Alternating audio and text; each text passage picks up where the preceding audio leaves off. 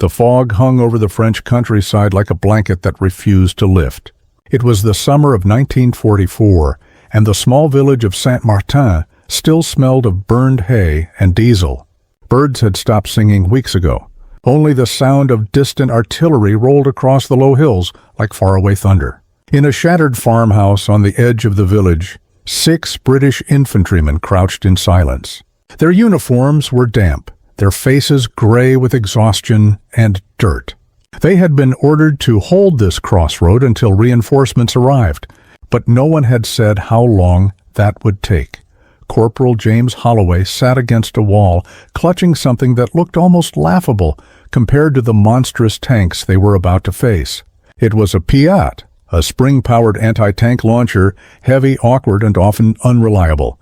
The men called it the spiteful spud gun. The Germans called it useless.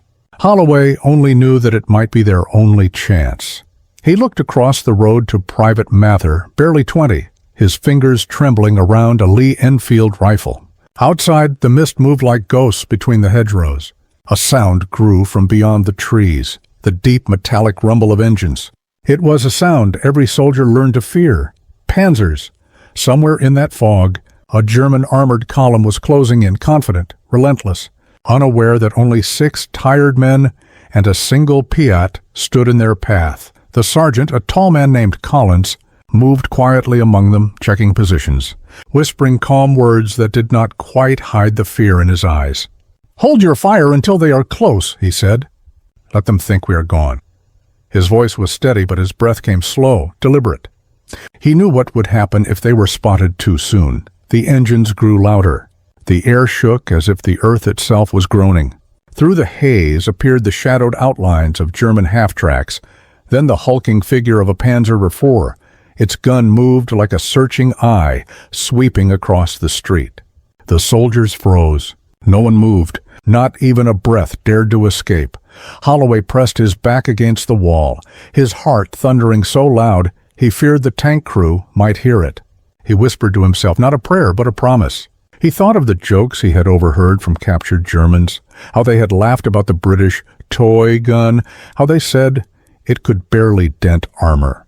He gripped the PIAT tighter, feeling its rough metal against his palm. He knew its faults. It kicked like a mule, misfired when cold, jammed when muddy. But it was his weapon, his chance. The ground trembled. The first Panzer stopped right in front of the farmhouse.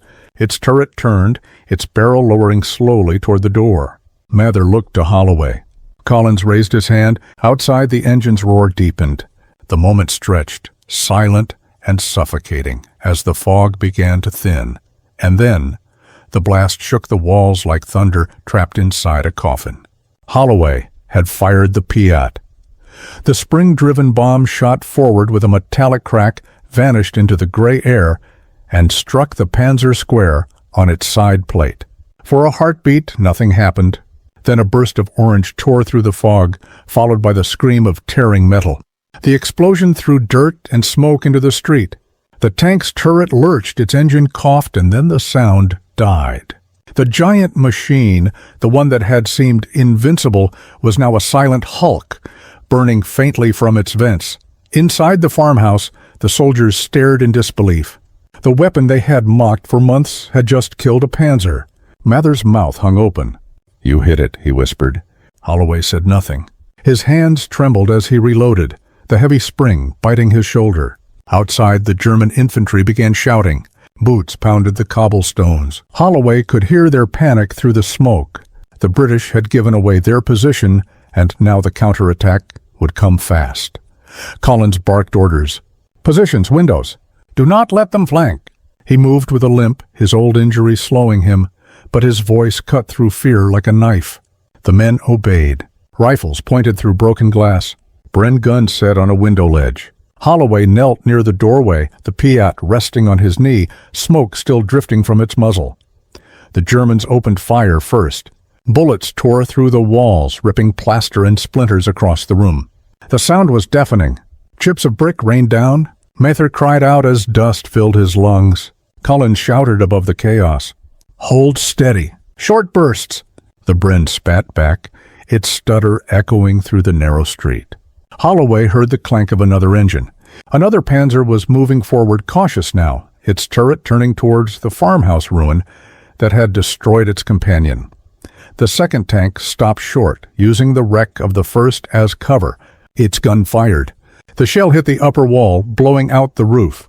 Debris crashed down, scattering across the men. For a moment, everything was dust and ringing ears. Holloway crawled through the smoke, coughing, dragging the heavy PIAT with him. His shoulders screamed from the recoil, but he ignored it. Collins was shouting something he could barely hear. "Move to the cellar door. Get an angle." Holloway looked through a gap in the rubble and saw movement. German infantry crawling behind the tanks, their helmets glinting, rifles ready. He could feel their confidence returning.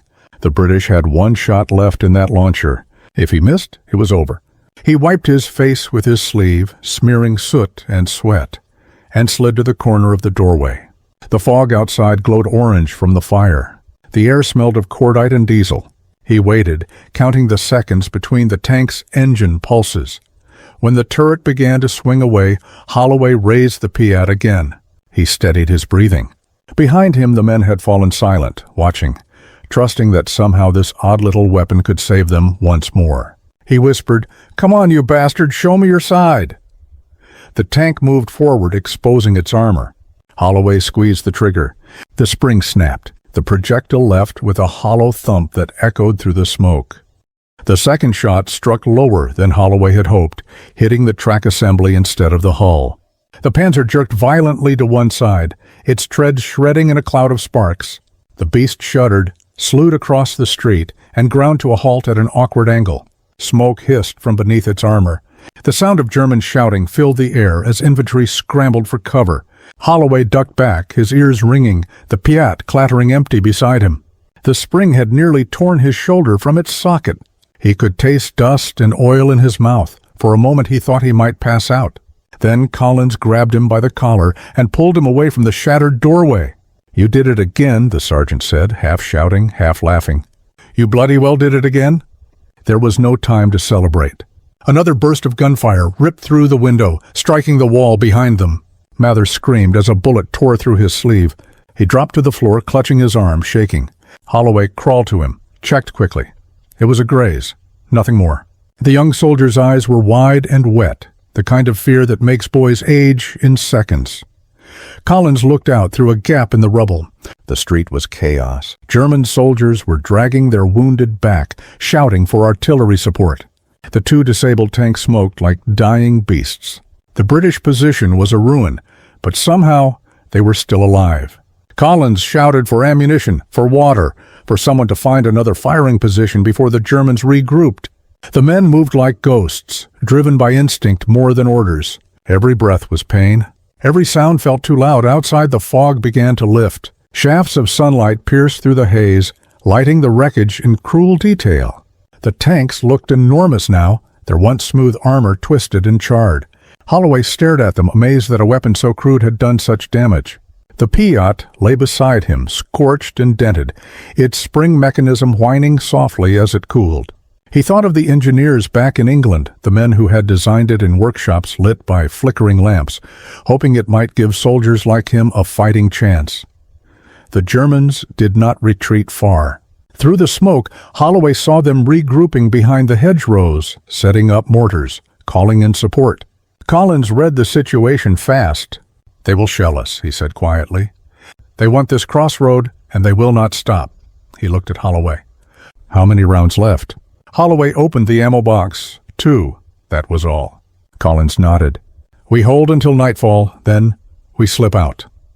The first mortar fell short, exploding in the orchard. The next hit closer, shaking the ground.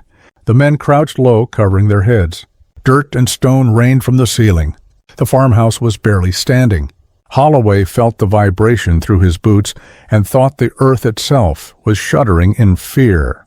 He glanced at Mather, who stared back, pale and trembling, but alive. When the shelling paused, Holloway crawled to a gap in the wall and looked out again. German figures were moving forward cautiously, rifles raised, thinking the defenders were dead. Collins met Holloway's eyes and gave a short nod. The last 2 PIAT rounds waited in the box. The weapon creaked as Holloway pulled it close once more, his muscles aching from the strain. Somewhere in the fog beyond the burning tanks, he could hear another engine starting up. The sound was deeper this time, heavier. Something bigger was coming. The new sound was unmistakable, slower and heavier than the others, like the heartbeat of a machine built only for destruction. It was a Tiger. Holloway knew it the moment he heard the grind of its gears. Even the air seemed to thicken as it rolled into view, its armor dark with soot, its barrel long and cold as steel death. The British soldiers watched from the ruins, their courage flickering between disbelief and grim resolve. Collins whispered, "If that thing spots us, we are finished." The Tiger moved methodically, its turret scanning the wreckage, its commander confident that nothing living could have survived the bombardment. Holloway checked the PIAT again. The spring was stiff, its metal hot from the last shots. He loaded one of the 2 remaining bombs and slid the other into his tunic pocket. His fingers trembled, not from fear alone, but from exhaustion. Each shot felt like it tore a piece of him away. He could hear Mather breathing hard beside him, muttering a quiet prayer that no one could fully catch. Outside, the Tiger stopped in the middle of the road facing the burning Panzer hulks. Smoke drifted around it like a curtain. A German officer shouted orders. The infantry spread out, searching through the debris. Collins gestured toward a side window. "We move there. Better angle." The men crawled through dust and broken wood, trying not to make noise. Every creak of their boots sounded like thunder in their own ears. The air was thick with the smell of oil, gunpowder, and fear. Holloway reached the window, lifted the PIAT carefully, and peered through the smoke. The Tiger's side armor was turned just enough. Still too far for a clean shot, but close enough to try if it came 10 yards closer. He waited. Time slowed. His heart pounded so loudly he could not hear the distant artillery anymore. The German officer pointed toward the farmhouse. The Tiger's turret began to turn. Collins saw it too late. "Now!" he shouted. Holloway stood, aimed, and fired. The PIAT recoiled hard into his shoulder. The round arced through the air and struck the Tiger's track assembly with a flash of orange. The tank lurched but did not stop. Holloway ducked as its main gun fired. The shell hit the far wall, tearing it apart. Stone and timber rained down. Mather screamed. Dust filled the air, choking, blinding. Holloway could not see the Tiger anymore, only the dim red glow of the fire outside. He fumbled for the last round, loaded it with shaking hands. Collins was shouting orders he could barely hear. The Tiger was moving forward again, its engine roaring, its gun barrel swinging toward the window. Holloway crawled through the debris, blood on his cheek, muscles shaking from exhaustion. He reached the doorway where he had fired the first shot hours earlier. The smell of burnt fuel and wet earth clung to everything. He took a breath, steady and slow. The Tiger stopped directly in front of him, barely 15 yards away. He could see the commander's outline in the hatch. Holloway raised the PIAT one last time. The spring creaked, metal straining like an animal in pain. He waited for the moment when the tank's side turned slightly, exposing a seam of armor near the engine vents. Then he fired. The weapon kicked violently, the bomb streaked out, and for a second there was only silence. Then the Tiger's rear erupted in a burst of fire that tore the air apart. The explosion rolled down the street, shaking windows half a mile away. Holloway dropped the launcher, his body trembling, his ears ringing. When the smoke began to clear, the Tiger was motionless, flames licking its hull. The remaining Germans fled into the fields. Collins limped out, coughing, staring at the burning wrecks. He turned to Holloway and managed a small, weary smile. They will not laugh at that toy again. The village was in ruins, but the crossroads still belonged to them. Holloway sat in the dust, staring at the PIAT lying at his feet, the weapon that had looked like nothing more than a farmer's pipe, and wondered how many lives it had just saved.